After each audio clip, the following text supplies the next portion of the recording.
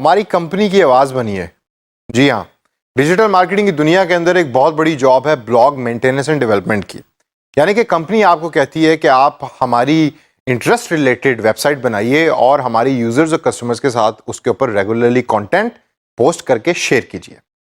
अब दोस्तों, इस सेशन के अंदर हम बात करेंगे और मैं आपको बताऊंगा कि ब्लॉगिंग से दरअसल मुराद क्या है, एक ब्लॉगर करता क्या है, ब्लॉग बनता कैसे है और एक अच्छा ब्लॉग बनाने के लिए क्या क्या चीजें जरूरी हैं।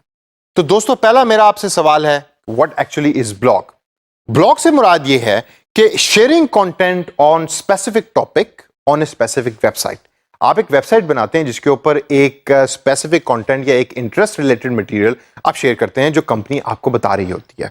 अब एक ब्लॉग बहुत इंफॉर्मेटिव होता है, एक ब्लॉग बहुत इंटरैक्टिव होता है। ये इंफॉर्मेटिव और इंटरैक्टिव से क्या मुराद है? इंफॉर्मेटिव से मुराद ये है कि आप उस ब्लॉग के ऊपर जो कंटेंट शेयर कर रहे हैं, यानी कि जो मटेरियल शेयर कर रहे हैं, वो बहुत ज्यादा लोगों को इंफॉर्मेशन दे रहा हो, तभी तो लोग उसके अंदर इंटरेस्ट रखेंगे। और दूसरे नंबर के ऊपर वो इंटरैक्टिव होना चाहिए, यानी कि लोग आपसे उसके बारे में बात कर सकें, सवाल पूछ सकें और आप उसके सवालों का जवाब दे सकें। अब दोस्तों, अगर हम आगे चलें तो एक ब्लॉगर का दिन में क्या काम होता है, उसकी ड्यूटीज क्या क्या होती हैं और फ्रीलांसिंग की दुनिया के अंदर एक ब्लॉगर का मतलब क्या है, आइए उसके ऊपर थोड़ी सी नजर डालते हैं। सबसे पहली जॉब जो ब्लॉगर की होती है वो होती है पोस्टिंग कंटेंट, यानी कि इंटरेस्टिंग कंटेंट। आपको कंटेंट अक्सर लिखना भी पड़ता है। कंपनी आपको अपनी रिक्वायरमेंट देती है कि हम हो सकता है कि एक मेडिकल इक्विपमेंट बनाने वाली कंपनी है जो डेंटिस्ट का इक्विपमेंट बनाती है, तो आप हमारा एक ब्लॉग बनाइए जिसके अंदर डेंटिस्ट रिलेटेड या मेडिकल इक्विपमेंट रिलेटेड या डेंटिस्ट के इक्विपमेंट के रिलेटेड आप उसके बारे में चीजें लिखें। तो आपकी जॉब एज ए ब्लॉगर सबसे बड़ी ये होगी कि आप पोस्ट करेंगे, कंटेंट पहले बनाएंगे, फिर उसके बाद उसको पोस्ट करेंगे उस वेबसाइट के ऊपर जो यूजर्स उसको पढ़ सकें।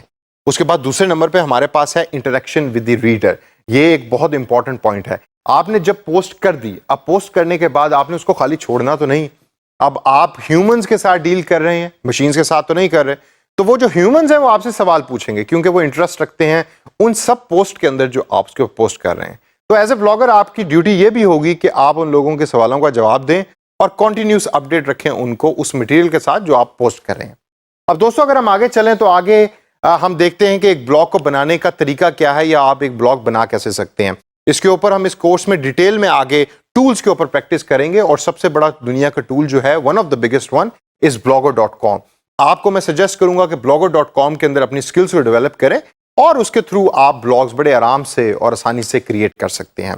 ये ब्लॉग्स बनाने के अंदर जो एक इंपॉर्टेंट चीज है वो है, आपने जब प्लेटफॉर्म सेलेक्ट कर लिया तो उसके बाद आती है सेटिंग द थीम। थीम से मुराद ये है कि उस ब्लॉग के कलर्स कैसे होने चाहिए।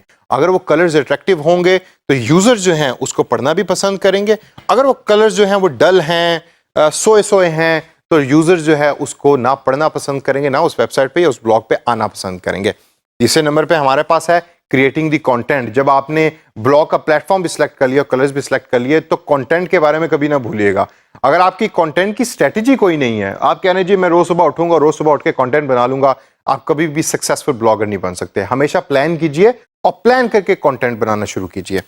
इससे आगे अगर हम चलें तो प्रमोशन की बात आती है, यानी कि अपने ब्लॉग को प्रमोट करें ज्यादा से ज्यादा। आपको कंपनी ने खाली ब्लॉग के ऊपर पोस्टिंग की जॉब नहीं दी, उसको यूजर्स तक पहुंचाने की भी जॉब दी है। तो आप डिस्प्ले एड्स को यूज कर सकते हैं, आप सोशल मीडिया को यूज कर सकते हैं, लेकिन अपने ब्लॉग को प्रमोट कीजिए ताकि ज्यादा से ज्यादा ट्रैफिक आए, ज्यादा से ज्यादा लोग आपके ब्लॉग की तरफ आए। दोस्तों, इससे अगर हम आगे चलें तो आगे हम चल के देखते हैं कि एक अच्छा ब्लॉग बनाने के लिए हमारी क्या क्या रिक्वायरमेंट होती हैं। तो आइए देखते हैं। सबसे पहली रिक्वायरमेंट है बी कंसिस्टेंट।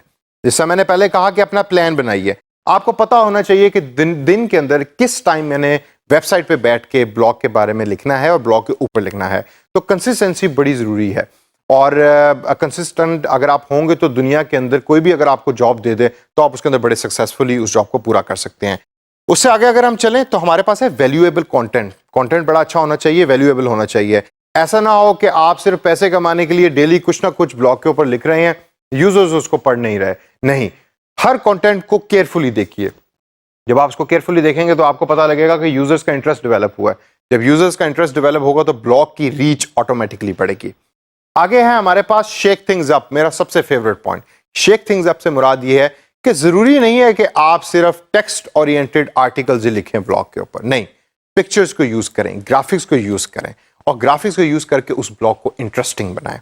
उसके बाद है दोस्तों जेन्युइन रिस्पॉन्सेज, यानी कि जो लोग आपसे सवाल पूछ रहे हैं उनको रिस्पॉन्स करें और मशीनी अंदाज में रिस्पॉन्स ना करें, ह्यूमन बन के रिस्पॉन्स करें, लोगों को ये पसंद है।